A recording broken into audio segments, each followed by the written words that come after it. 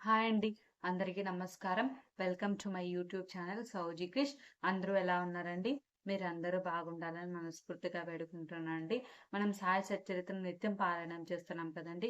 ఈరోజు 50వ అధ్యాయంలో ఉన్నామండి. ఇప్పటివరకు 49 అధ్యాయాలు చదివానండి. నా ఛానల్‌లో ప్లే లిస్ట్‌లో ఉంటుందండి. తప్పకుండా చూడని వాళ్ళుంటే తప్పకుండా 49 అధ్యాయాలు తప్పకుండా వినండి. మీ అందరికీ మంచి జరుగుతుందండి.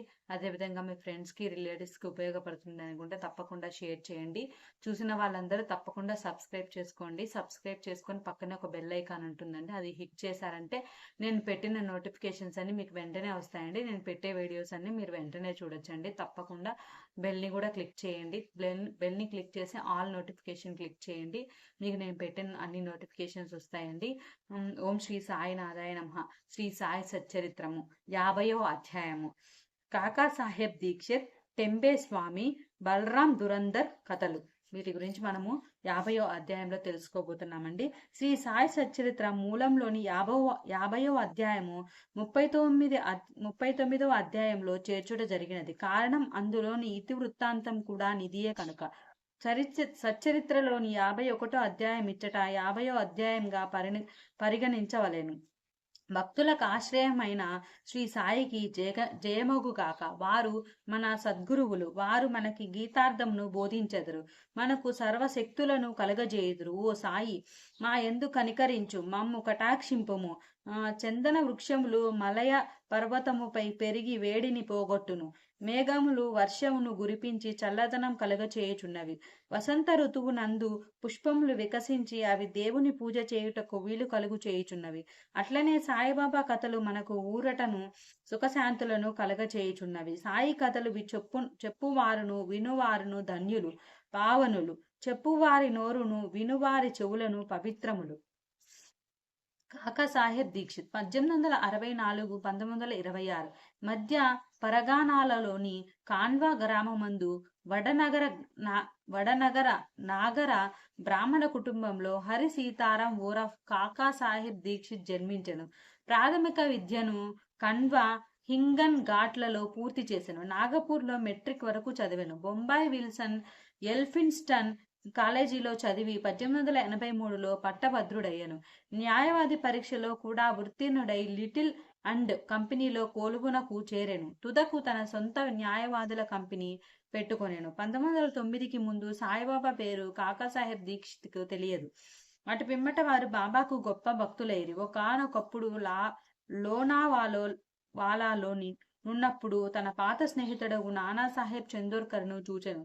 ఇద్దరును కలిసి ఏవో విషయాలు మాట్లాడుకునేరి.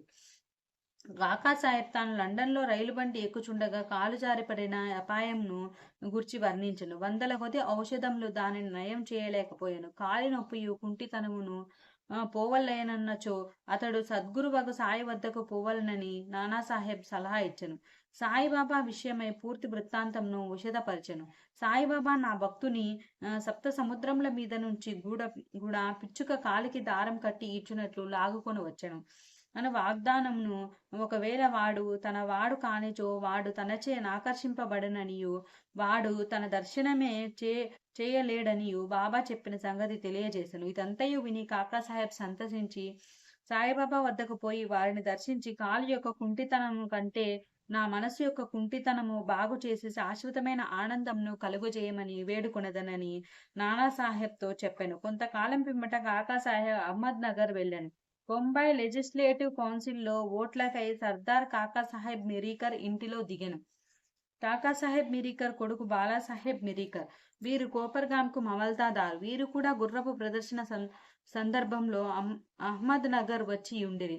ఎలక్షన్ పూర్తయిన పిమ్మట కాకాసాహెబ్ షిరిడీకి పోవ నిశ్చయించుకునెను. మిరీకర్ తండ్రి కొడుకులు వీరిని ఎవరి వెంట షిరిడీకి పంపవలనని ఆలోచించుచుండరి. షిరిడీలో సాయిబాబా వీరిని ఆహ్వానించుటకు సిద్ధపడుచుండెను. అహ్మద్ నగర్లోనున్న శ్యామ మామగారు తన భార్య ఆరోగ్యం బాగాలేదనియు శ్యామను తన భార్యతో కూడా రావాల్సిందనియు టెలిగ్రామ్ ఇచ్చిరి. బాబా ఆజ్ఞను పొంది శ్యామ అహ్మద్ నగర్ చేరి తన అత్తగారికి కొంచెం నయముగానున్నదని తెలుసుకునెను. మార్గంలో గుర్రపు ప్రదర్శనకు పోవుచున్న నానాసాహెబ్ నానాసాహెబ్ పాన్సే, అప్పాసాహెబ్ గద్రే శ్యామాను కలిసి మిరీకర్ ఇంటికి పోయి కాకాసాహెబ్ దీక్షిత్ని కలిసి వారిని షిరిడీకి తీసుకొని వెళ్ళుమనిది. కాకాసాహెబ్ దీక్షిత్కి మిరీకరులకు శ్యామ అహ్మద్ నగర్ వచ్చిన విషయం తెలియజేసిరి. సాయంకాలం శ్యామ మిరీకర్ల వద్దకు పోయెను. వారు శ్యామకు కాకాసాహెబ్ దీక్షిత్తో పరిచయం కలగజేసిరి. శ్యామ కాకాసాహెబ్ దీక్షిత్తో కోపర్గాంకు ఆనాటి రాత్రి 10 గంటల రైలులో పోవాలని నిశ్చయించిరి. ఇది నిశ్చయించిన వెంటనే ఒక వింత జరిగెను. బాబా యొక్క పెద్ద పటం మీది తెరను మాలాసాహెబ్ మిరీకర్ తీసి దానిని కాకాసాహెబ్ దీక్షిత్కు చూపాను.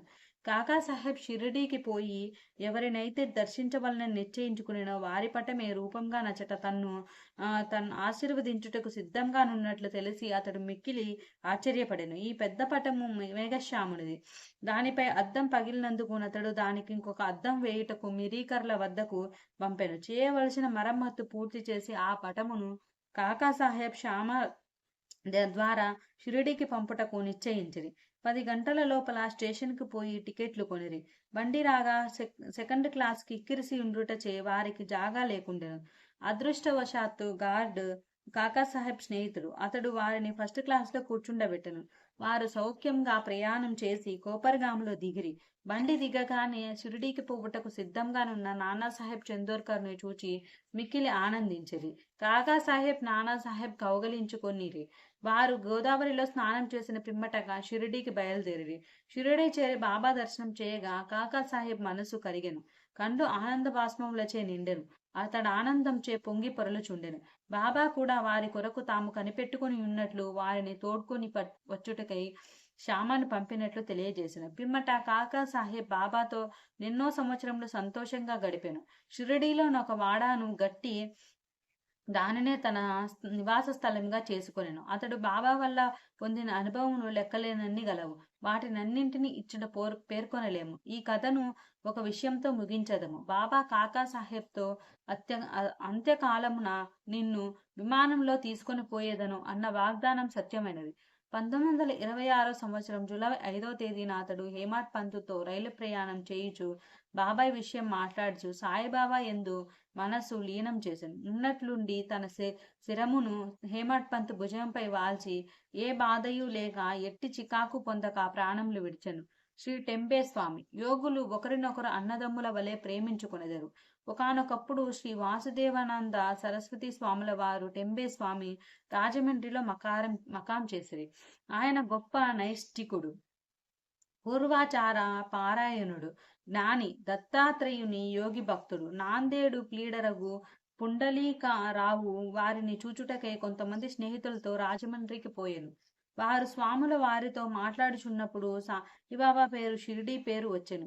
బాబా పేరు విని స్వామి చేతులు జోడించి ఒక టెంకాయను తీసి పుండలీకరావుకిచ్చి ఇట్లనిరి, దీనిని నా సోదరుడగు సాయికి నా ప్రణామములతో నర్పించుము. నన్ను మరవవద్దని వేడుము. నా అందు ప్రేమ చూపమనము. ఆయన స్వాములు సాధారణంగా నితరులకు నమస్కరించరనియు కాని బాబా విషయం ఇది ఒక అపవాదమనియు చెప్పాను. పుండలీకరావు ఆ టెంకాయని సమాచారంను షిరిడీకి తీసుకొని పోవుటకు సమ్మతించాను. బాబాను స్వామి సోదరుడనుట సమంజసముగా నుండెను. ఏలన బాబా వలె వారును రాత్రింబవళ్ళు అగ్నిహోత్రంను వెలిగించియే ఉంచిరి. ఒక నెల పిమ్మట పుండలీకరావు తదితరులను షిరిడీకి టెంకాయను తీసుకుని వెళ్ళిరి. వారు మన్మాడి చేరిరి. దాహం వేయుటచే ఒక సెలయేరు కడకు బోయిరి. పరగడుపున నీళ్లు త్రాగకూడదని కారపు అటుకులు ఉపాహారం చేసిరి. అవి మిక్కిలి కారంగా నుండుటచే టెంకాయను పగలగొట్టి దాని కోరును అందులో కలిపి అటుకులను రుచికరంగా చేసిరి. దురదృష్టం కొలది ఆ కొట్టిన టెంకాయ స్వాముల వారు పుండలీకరావుకిచ్చినది. షిరిడి చేరినప్పటికీ పుండలీకరావుకి విషయం జ్ఞప్తికి వచ్చెను. అతడు మిగుల విచారించెను. భయంచే వణుకుచూ సాయిబాబా వద్దకేగెను. టెంకాయ విషయం అప్పటికే సర్వాగ్నుడగు బాబా గ్రహించెను. బాబా వెంటనే తన సోదరుడగు టెంబేస్వామి పంపించిన టెంకాయను తెమ్మనెను. పుండలీకరావు బాబా పాదములను గట్టిగా పట్టుకుని తన తప్పును అలక్ష్యంను వెలిబుచ్చుచు పశ్చాత్తాపడుచు బాబాను క్షమాపణ వేడెను. దానికి బదులు ఇంకొక టెంకాయను సమర్పించదనను. కాని బాబా అందులకు సమ్మతించలేదు. ఆ టెంకాయ విలువ సాధారణ టెంకాయకి ఎన్నో రెట్లనియు దాని విలువకు సరిపోవునది ఇంకొకటి ఏమీయూ లేదనియు చెప్పుచు నిరాకరించను. ఇంకను బాబా ఇట్లనెను, ఆ విషయమై నీవేమాత్రం చింతించని అవసరం లేదు. అది నా సంకల్పం ప్రకారం నీకివ్వబడెను. తుదకు దారిలో పగలగొట్టబడెను.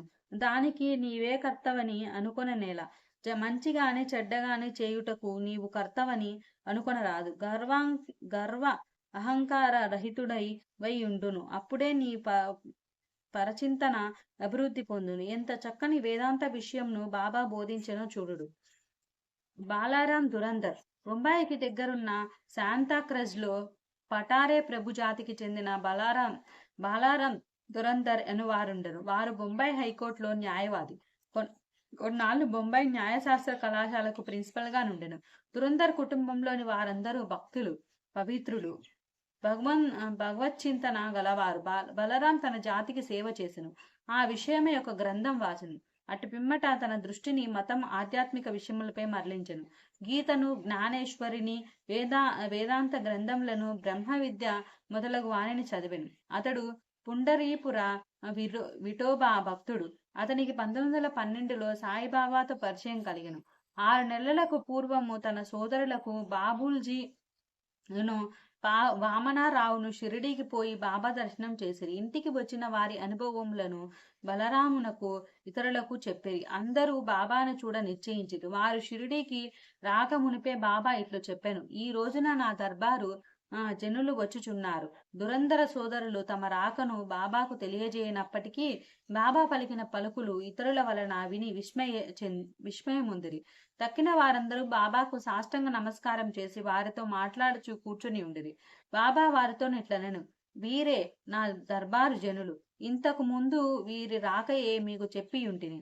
బాబా దురంధర సోదరులతో ఇట్లనెను, గత 60 తరముల నుండి మన మొండోరులము పరిచయం గలవారం. సోదరులందరూ వినయ విధేయతలు గలవారు. వారు చేతులు జోడించుకొని నిలిచి బాబా పాదములపై దృష్టిని నిగిడించిరి.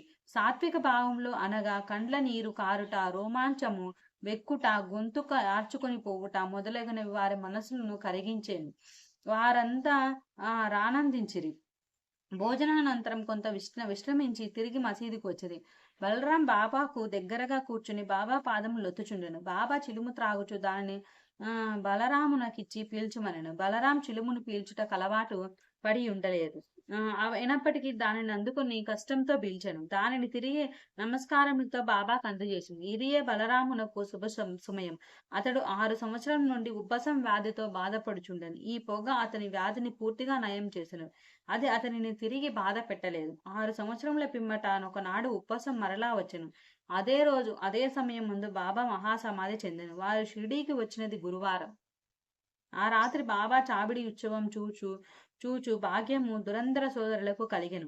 చావిడిలో హారతి సమయమందు బలరాము బాబా ముఖమందు పాండురంగుని తేజస్సును, ఆ మరుసటి ఉదయం కాగడ హారతి సమయమందు అదే కాంతిని, పాండురంగ విఠలుని ప్రకాశమును బాబా ముఖం నందు గనెను. బలరాం దురంధర్ మరాఠీ భాషలో తుకారం జీవితమును రాసెను. అది ప్రకటింపబడక మునిపే అతడు చనిపోయాను. 1928లో అతని సోదరులు దాన్ని ప్రచురించురి. అందు బలరాం జీవితము ప్రప్రథమున వ్రాయబడను. అందు వారు షిరిడీకి వచ్చిన విషయం చెప్పబడి ఉన్నది. ఓం శ్రీ సాయినాథాయ నమః. 50వ అధ్యాయం సంపూర్ణం. సద్గురు శ్రీ సాయినాథార్పణమస్తు. ఈ కథలు, ఈ లీలలు చదువుతుంటే చాలా ఆనందంగా అనిపిస్తుందండి. మీరు కూడా తప్పకుండా వినండి. మీరందరూ కూడా బాగుంటారండి. ధన్యవాదాలు.